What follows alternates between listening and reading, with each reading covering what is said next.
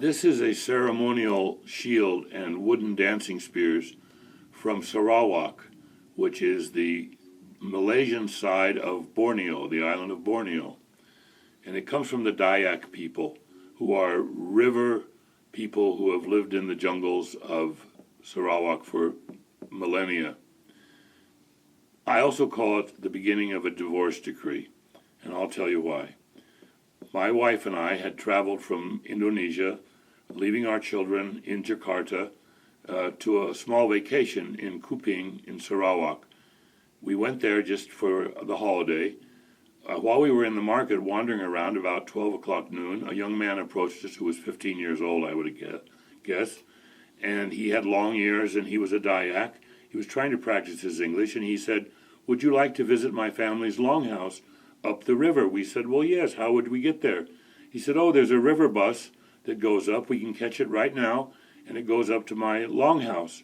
So we got on the river bus, and about 12:30 in the afternoon, and by about 5 o'clock we were still going upriver. My wife looked at me and she said, "How are we going to get back?" The young man said, "Oh, there's no problem. Every 3 days this bus comes back down the river." My wife's glare was very quite telling of who she was and what I got her into this time. We finally arrived at the longhouse. About 50 people were watching us from the terraces of this thatched house that hung over the river. We had to climb out of the boat, climb up a log, a notched log, up to the top. We got there. It was starting to get dark. The people said, "It's time to eat." Of course, the only person in the whole longhouse that could speak English was this young man, so he was with us constantly as our quote-unquote interpreter. Well, we sat down to eat dinner, and we sat on the floor on bamboo slats, and they brought out the feast, which was very old rice that had been cooked probably 2 days before, and meat that had to have been at least 6 weeks old. It was gangrene. It was moving around because maggots were all over it. It was literally moving on the platter. They also gave us glasses of water, which they pulled out of the river with little things floating around in them. And my wife looked at me and she said, "We can't eat this." And I said, "You're right, we cannot eat this.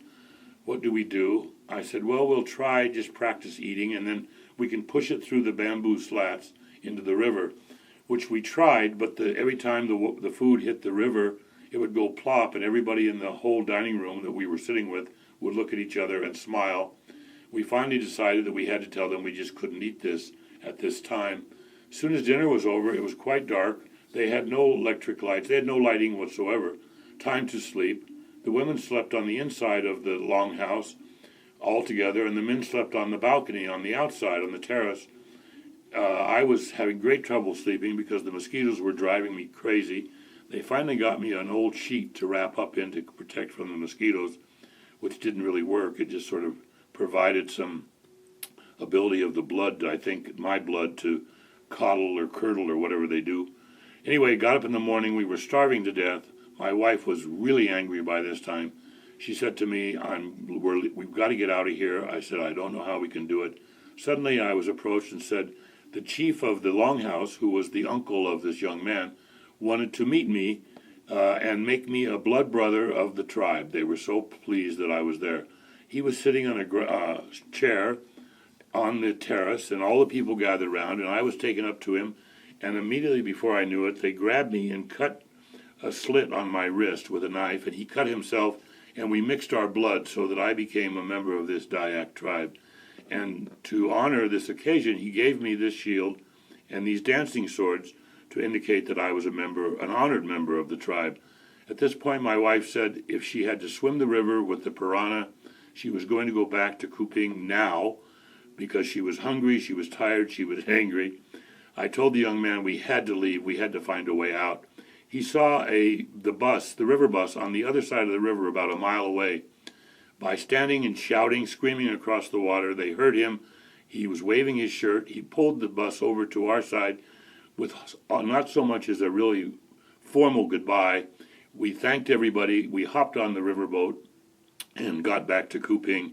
So we were gone about